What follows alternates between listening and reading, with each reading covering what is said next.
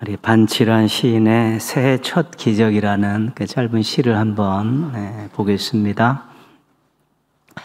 황새는 날아서, 말은 뛰어서, 거북이는 걸어서, 달팽이는 기어서, 굼벵이는 굴렀는데 한날 한시 새해 첫날에 도착했다. 바위는 앉은 채로 도착해 있었다. 빠른 동물도 있고 또 느린 동물도 있고 또 바위는 가만히 제자리에 있는데 똑같이 새해를 선물 받았다는 것입니다. 그것이 새해의 첫 번째 기적이라는 것입니다.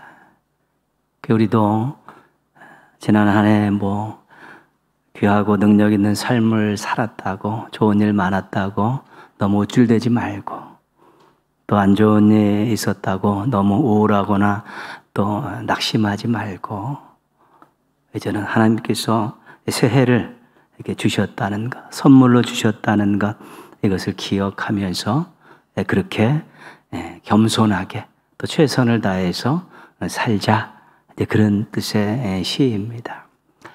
물론 이것은 모든 사람들을 향한 것이지만 우리 신앙인에게도 새해는 기적입니다. 왜 기적입니까? 아직 살아있다는 것이 기적입니다. 그리고 1년 365일 8,760시간을 내 마음대로 쓸 수 있다는 것도 기적이고요. 우리가 살아가야 될 그 1년, 하나님의 약속이 있다는 것이 기적입니다. 근데 우리는 이 기적을 지금까지 은혜라는 말로 바꾸어 사용하고 있었을 뿐입니다. 실은 은혜는 기적입니다. 우리가 할 수 없는 일들을 사랑 많으신 하나님께서 우리를 위해서 행하신 일이기 때문에 그렇습니다. 2023년도 한 해 여러분 기적적으로 시작했습니다. 이 주신 귀한 기적을 잘 활용하셔서 1년 동안 더 많은 기적을 체험하는 우리 행복한 성도들 되시기를 주님의 이름으로 축원합니다. 내년 1월 둘째 주는 교회 표를 가지고 여러분들에게 설교를 합니다. 설명을 해드려야 할 필요가 있기 때문에 그렇습니다. 금년도 우리 교회 표는 여러분 보실 때 오른쪽 현수막에 기록이 되어 있습니다. 같이 한번 읽겠습니다. 복음의 사람 예배자로 살게 하소서. 아까 읽었던 시편 50편 5절, 로마서 12장 1절이 이 주제 성구입니다. 그래서 이 말씀을 기반으로 이런 주제와 표어를 만든 것인데, 우리 교회가 만든 것이 아니라 우리 교회가 속해 있는 대한예수교 장로의 통합죽 총회가 만든 것입니다. 올 한 해는 우리 있는 모든 교회들이 다 이 표어를 가지고 그렇게 한번 힘을 모아보자, 이제 그런 뜻으로 정한 것입니다. 총회 차원에서 왜 이런 주제를 가지고 이런 표어를 정했을까요? 이유는 간단합니다. 코로나19 때문입니다. 코로나19 때문에 근 3년간 교회가 혼란했었고 또 침체되었습니다. 교회가 근 3년 코로나19를 겪으면서 얼마나 혼란스러운 일들이 많았고 또 얼마나 많이 침체되었는지 모르기 때문에 이 부분을 해결하자, 그런 의미로 이 주제를 가지고 이 표어를 정한 것입니다. 미국인으로 26살에 한국에 선교사로 와서 평양을 중심으로 교회들을 개척하고 또 신학교를 만들어서 목회자를 양성했던 사무엘 마펫이라는 분이 있습니다. 우리나라 이름은 마포 삼열 이렇게 부릅니다. 이분이 교회를 개척하고 우리 초대교회 그런 한국 교회를 바라보면서 한국 교회는 5개 특징이 있다, 5가지 특징이 있다, 그러면서 글을 게재한 것이 있습니다. 5가지가 뭐냐면 모이기에 힘쓰는 교회, 성경 공부에 최선을 다하는 교회, 전도와 선교에 열정을 기울이는 교회, 새벽을 깨우면서 기도에 힘쓰는 교회, 11조와 예물을 충실히 드리는 교회, 이 5가지를 특징으로 이야기하면서 첫 번째, 모이기를 힘쓰는 교회가 나머지 4개를 이룰 수 있는 원동력이 되었다. 그렇게 진단을 했습니다. 잘 모였기 때문에 그들이 성경 공부를 잘 할 수 있었고, 잘 모였기 때문에 전도와 선교에 열정을 낼 수 있었고, 또 잘 모였기 때문에 새벽에 깨우면서 기도 모임을 통해 생명력을 얻을 수 있었고, 또 모여서 또 하나님 앞에 드리는 것에 충실할 수 있었다는 것입니다. 그래서 모이기에 힘쓰는 교회였기에 이렇게 좋은 전통들을 가진 교회가 됐다고 그렇게 진단을 했습니다. 이 코로나19는 교회에 모이는 것에 큰 타격을 주었습니다. 엄청나게 큰 타격을 줬습니다. 모인다는 것은 시간과 공간을 함께 한다는 것입니다. 같은 시간에 같은 장소에 모이는 것인데, 같은 시간에 같은 공간에 모일 수 있지 못했기 때문에 교회가 동력을 잃어버렸습니다.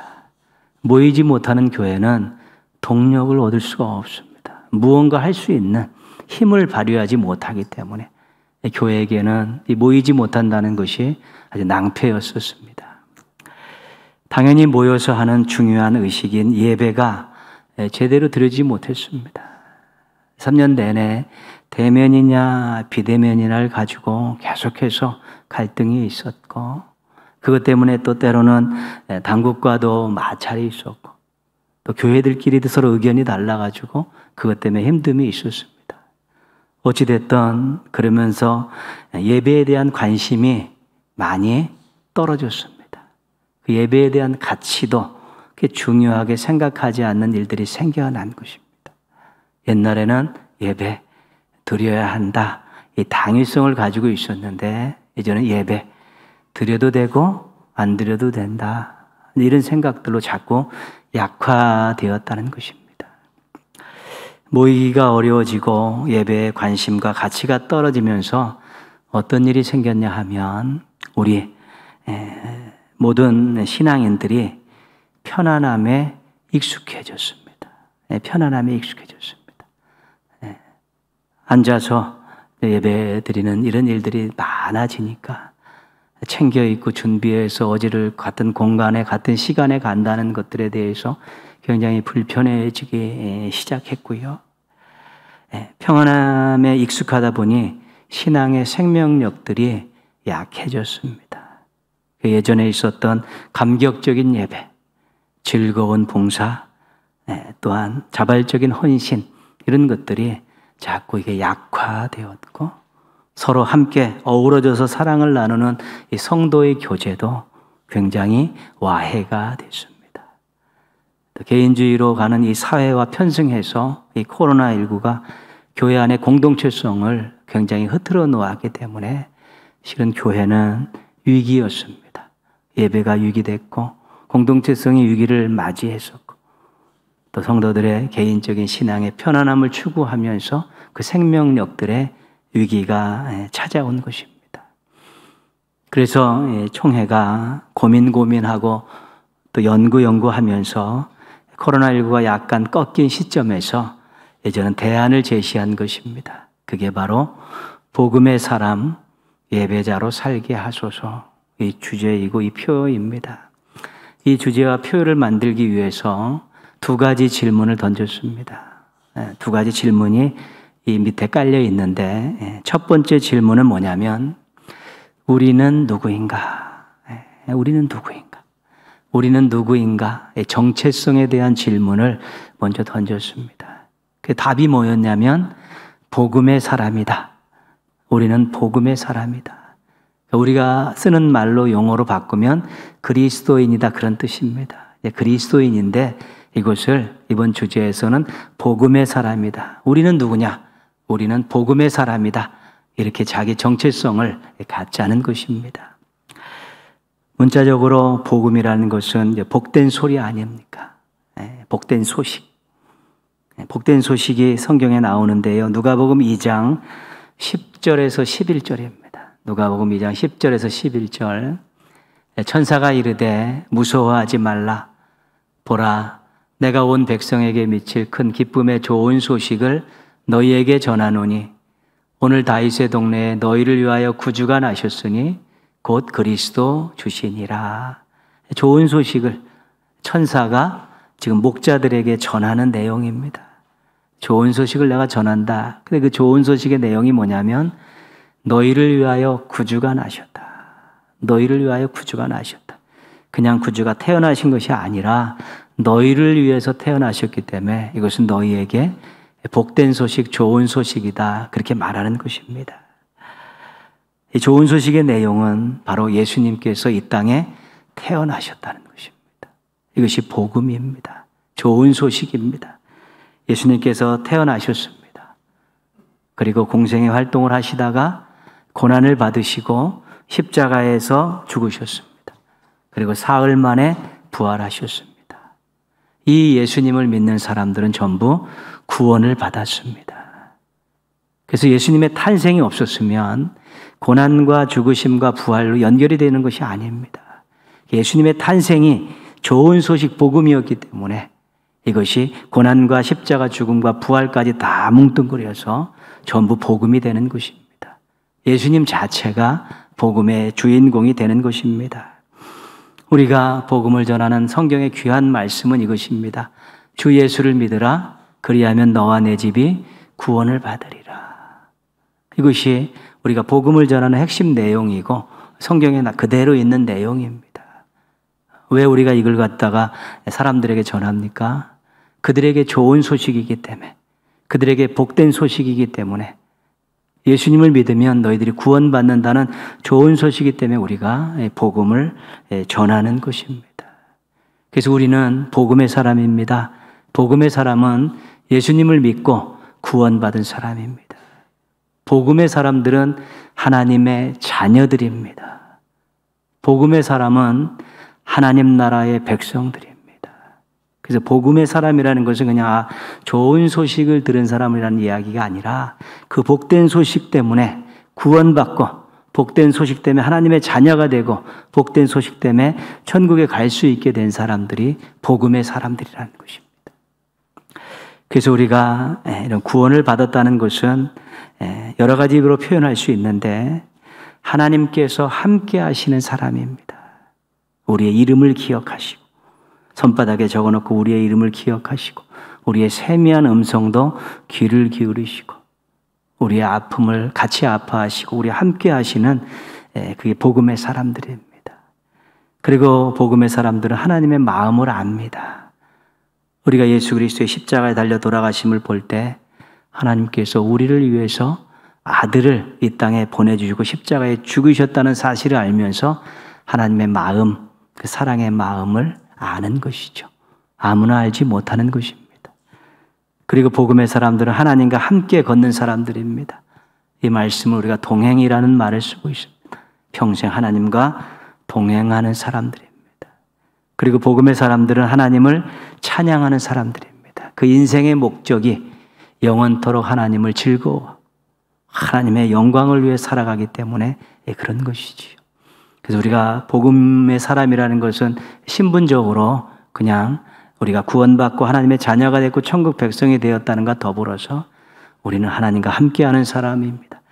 우리는 하나님의 마음을 알고 있는 사람들이고 하나님과 평생 동행하는 사람이고 우리는 하나님을 찬양하는 사람입니다. 이 고백과 맞물려 있는 것입니다. 짧은 찬양 하나 들으실 텐데요. 5절밖에 안 되는 그런 가사고 그 2번 반복되는 짧은 곡입니다.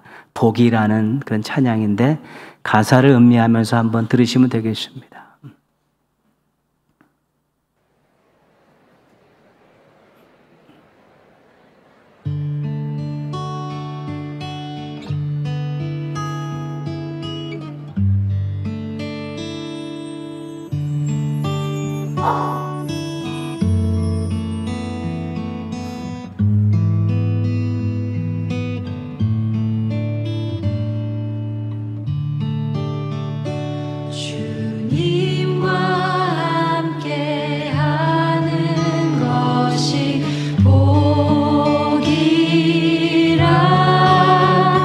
주님의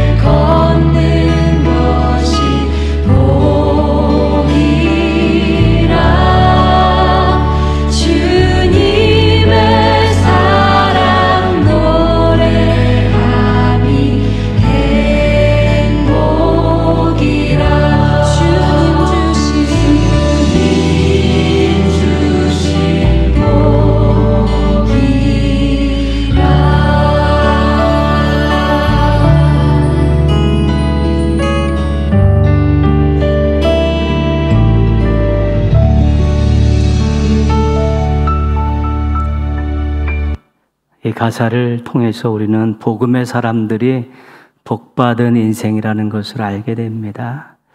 여러분들은 복받은 인생입니까? 복받은 인생이라는 것들을 우리가 기억하며 사는 것만큼 중요한 일은 없습니다. 하나님께서 주신 많은 복을 누리는 그런 사람이라는 것을 기억하시면서 더 감사하시고 더 당당하게 살아가는 우리 성도들 되시기를 바랍니다. 코로나19 시대의 교회와 성도들을 보면서 이 주제와 표에서 밑에 깔려있는 두 번째 질문이 있습니다. 두 번째 질문은 우리는 어떻게 살아야 하는가? 그렇다면 복음의 사람인 나는, 우리들은 어떻게 살아야 되는가? 이 질문이 깔려 있습니다. 그리고 이 질문에 대한 대답이 예배자입니다. 예배자. 그래서 복음의 사람들은, 나는 복음의 사람인데 복음의 사람들은 예배자로 살아야 된다. 이것이 이 주제의 핵심적인 내용입니다. 복받은 사람들의 특징은 뭐냐면, 은혜 받은 사람들의 특징은 뭐냐면, 사랑받은 사람들의 특징은 뭐냐면 감격이 있다는 것입니다. 감격이 있다는 것입니다. 하나님께서 그렇게 귀한 복을, 그렇게 많은 복을 저에게 주셨습니까? 제가 뭐길래 그렇게 크신 복을 계속해서 주셨습니까? 감격이라는 것이죠. 그래서 이 감격이 있으면 내가 어떻게 살아야 되는가? 이 부분에 대한 스스로의 질문들이 생겨나게 된다는 것입니다. 내게 주신 모든 은혜를 내가 무엇으로 여호와께 갚으리이까? 그런 의문점, 질문들을 던지는 것이 당연히 나오게 되어 있다는 것입니다. 시편 50편 5절 우리가 읽었던 본문 말씀입니다. 이르시되 나의 성도들을 내 앞에 모으라. 그들은 제사로 나와 언약한 이들이니라. 하나님께서 성도들을, 택한 백성들을 모으라는 것입니다. 이 사람들이 누구냐면 제사로 나와 언약한 사람들이에요. 제사를 통해서 나에게 나오는 사람들이고 제사를 통해 나를 만나는 사람이라, 그런 뜻입니다. 그래서 하나님께서 거룩한 백성이라고, 택한 백성이라고 불러주신 사람들에게 있어서 중요한 것은 제사를 드리는, 구약에서, 신약에서는 예배를 드리는 것입니다. 그 제사와 예배를 통해서 나의 하나님이시구나, 너는 나의 백성이구나를 다시 한번 확인받을 수 있게 되는 것입니다. 애굽에서 구원받은 이스라엘 백성들이 이제 모세가, 아론이 가서 바로와 계속해서 이제 신경전을 벌이고 있었습니다. 그때 중간에 보면 이런 얘기가 나오죠. 우리를 내보내라. 우리가 가서 광야에서 하나님께 예배를 드려야 된다. 출애굽의 첫 번째 목적은 예배자들로 세우는 것입니다. 제자들로 세우는, 제사를 드리는 자들로 세우는 것입니다. 출애굽에서 구원받아 가나안 땅으로 가기 전에 이미 광야에서 하나님께 예배드리는 것이 1차적인 목표였다는 것이고요. 사도행전 2장에 초대교회가 시작이 됐습니다. 성령 강림이 와서 그 초대교회 성도들이 했던 많은 일 가운데 함께 모여서 하나님을 찬양한 일이 많이 있습니다. 그래서 그들은 안식일을 지켜오던 유대 전통을 벗어버리고 부활하신 예수님에 따라 그 날을, 주일을 주의 날로 정해서 그때를 예배의 날로 정한 것입니다. 마지막 시대를 다루고 있는 요한계시록은 예배의 책입니다. 엄청나게 많은 찬양이 그 속에 들어가 있습니다. 마지막 때도 결국은 하나님을 찬양하는 것으로 모든 것들을 마감하고 있고요.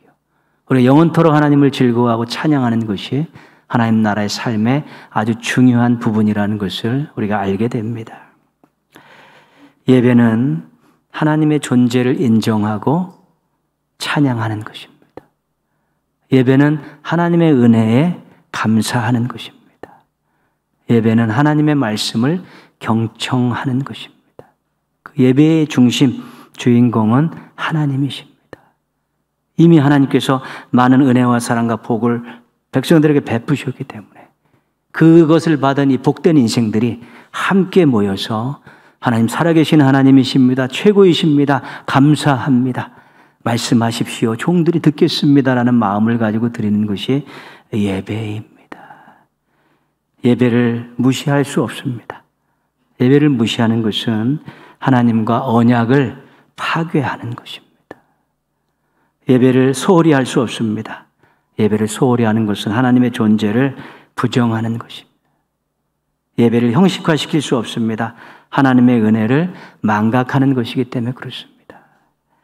복받은 인생이라고 고백하신다면 신실한 예배자가 되기 위해서 노력해야 합니다. 그렇게 사시기를 바랍니다. 그런데 교회에만 모여서 예배만 드리고 끝나버리면 이것은 우리들만의 잔치입니다. 맛을 잃어버린 소금과 같은 그런 우리들만의 잔치로 교회와 성도들이 전락하기 때문에 로마서 12장 1절을 더 갖다 추가한 것이고 예배를 확대한 것입니다. 로마서 12장 1절 같이 한번 읽겠습니다.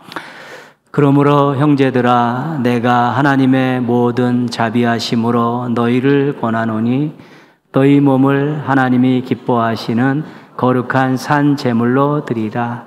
이는 너희가 드릴 영적 예배니라. 아멘. 또 하나의 예배가 있는데 몸을 거룩한 산 제물로 드리는 예배가 있다는 것입니다. 이것을 영적 예배라고 이야기하는 것은 타당하다, 타당한 예배고 당연한 예배고 합당한 예배라는 그런 뜻입니다.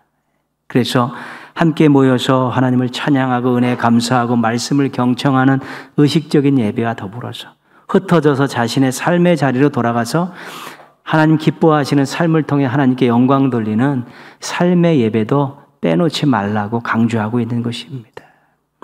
이사야, 미가, 호세아, 아모스는 주전 8세기 때 활동했던 예언자들입니다. 이분들이 피를 토해가면서 외쳤던 말씀이 있습니다.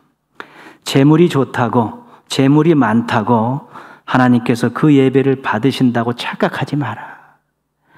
제사 하나 잘 드렸다고 하나님을 기쁘시게 했다고 억지 부리지 말라. 그 시대의 사람들은 좋은 재물 가지고 와 많은 재물 가지고 와서 제사 한번 드리면 자신들이 잘했다는 것입니다. 그러나 하나님께서는 그들의 삶 속에서 그들이 약한 사람들을 돌보지 않고 착취하고 힘을 가지고 불의한 일들을 저지르는 것을 바라보면서 너희가 아무리 좋은 재물을 가지고 오고 많은 재물을 가지고 오고 너희들이 함께 모여서 그렇게 제사를 잘 드려도 내가 받지 않겠다. 기뻐하지 않는다. 삶의 예배가 없는 의식적인 예배를 나는 원하지 않는다라고 이 예언자들을 통해서 말씀한 것입니다. 그래서 우리들은 세상 돌아가는 일에도 관심을 많이 가져야 되는 것입니다. 우리가 의식적인 예배가 하나님을 사랑하는 거라면 삶의 예배는 이웃을 사랑하는 것으로 바뀌어서 조금 잘못된 것들에 대해서도 우리가 고치려고 노력을 하고 지적하고 사랑이 필요한 것은 사랑을 베풀고 도움이 필요한 것은 도움을 베풀면서 하나님 기뻐하시는 삶을 통해서 그것이 하나님께 영광이 되는 예배를 드릴 수 있도록 우리의 삶들을 잘 조정해 갈 수 있어야 되는 것입니다. 여러분 복받은 인생이라고 고백하신다면 행동하는 삶의 예배자가 되어야 되는 것입니다. 이웃을 사랑하고 세상의 어두운 부분들, 안 좋은 부분들을 좀 고쳐나가는 이런 일들에 조금 더 신경을 쓰는 것도 우리 신앙인들에게 있어서 아주 중요한 일이기 때문에 그렇습니다. 관심을 가지고 이웃사랑에 실천하시기 바랍니다. 서정교회 장헌건 목사님께서 교계신문에 게재한 글에서 한국교회를 이렇게 진단을 했습니다. 한국교회는 사라지는 교회와 살아나는 교회의 경계에 서 있다. 이분의 이 글의 주제는 예배였습니다. 예배, 삶의 예배. 그래서 만약에 한국 교회가 예배를 회복하지 못하면 사라지는 교회가 될 것이고 예배를 회복하면 살아나는 교회가 될 것이다라고 말씀한 것이죠. 그래서 예배 회복이 중요하다는 것이 함께 모여서 뜨겁게 하나님을 찬양하는 이 예배 중요하고 각자 삶의 자리에 가서 이웃사랑의 마음을 가지고 세상을 아름답게 가꾸어가는 그런 삶의 예배도 중요한데 교회 안팎에서 그런 예배가 살아나게 되면 한국교회가 사라지는 교회가 아니고 살아나는 교회가 될 것이라고 그렇게 진단하고 있는 것입니다. 한편으로는 섬뜩하지만 또 한편으로는 소망을 주는 그런 평가입니다. 우리 한국교회가 사라지는 교회가 아니고 살아나는 교회가 되기를 소망합니다. 그리고 여러분들은 충실한 예배자들이 되셔서 살아나는 교회에 행복한 지체들로 살아가시기를 주님의 이름으로 축원합니다.